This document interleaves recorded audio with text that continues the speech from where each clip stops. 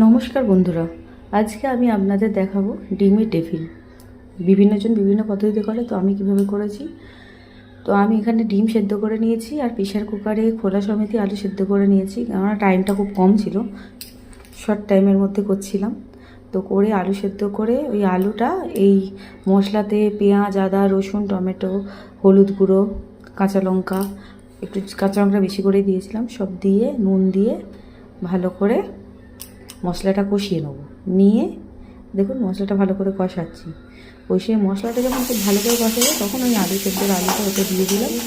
দিয়ে এবার ভালো করে কষিয়ে নিয়েছি। আর এর পাশে দেখুন ডিমগুলোকেও সেদ্ধ করে সেদ্ধ হয়ে কেটে নিয়েছি, মধ্যখান থেকে ছুরি দিয়ে কেটে নিয়েছি। কেটে নিয়ে মশলাটাকে ভালো করে কষাচ্ছি।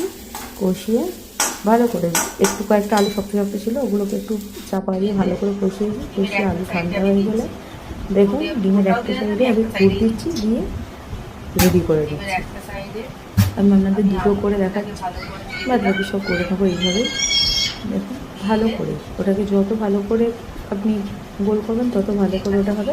আর এখানে একটা ডিমের ব্যাটার করে নিয়েছি, তো ওই ডিমটা ফাটিয়ে ওই ব্যাটারটা করে নিয়ে ওই ব্যাটারেই হচ্ছে আপনার ডিমটা দিয়ে দেবো। ওই কোটটা করে এখানে ব্রেড ক্রাম্পসের গুঁড়ো রাখা আছে, ব্রেড ক্রাম্পসে একটা কোট করে নেবো। করে নিয়ে ব্রেড ক্রাম্পসে কোট করে নিলাম। করে নিয়ে আমি আবার ঘুরে আবার দ্বিতীয়বার আবার ওই ডিমের ব্যাটারটায় দিয়ে আবার সেকেন্ড কোট করে নেব। ভালো করে আমি কোট করে নিচ্ছি, কারণ একটা সাইডে তো ডিমে ভালো করে লাগছে না, তাই ওটা ডবল কোট করে নিলে ওটা তাহলে ভালো করে লেগে যাবে। দেখুন এবার আর একবার কোট করে এবার আর একবার যখন লাগিয়ে নিচ্ছি, দেখুন ভালো করে কোটটা হয়ে যাবে।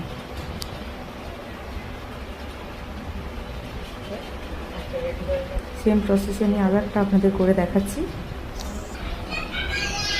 দেখুন সেম প্রসেস আমি আর একটা, প্রথমে না একটু ভাগ ভাগ করে রাখবেন। যতগুলো ডিম আছে, যে এতগুলো ডিমের জন্য আমার এতটা পুর দরকার, নয়তো কোনোটাতে বেশি কোনোটাতে কম, বা লাস্টে গিয়ে হয়তো নাও খোলাতে পারে। তাই প্রথমে আমি একটু ভাগ ভাগ করে মোটামুটি ভাগ ভাগ করে নিয়েছিলাম, নিয়ে এবার করছি। এটাকেও ভালো করে ডিমের সঙ্গে করে নিয়ে এই ব্যাটারটা দিয়ে ব্রেড ক্রাম্পসে দিয়ে ডবল কোট করে নেবো।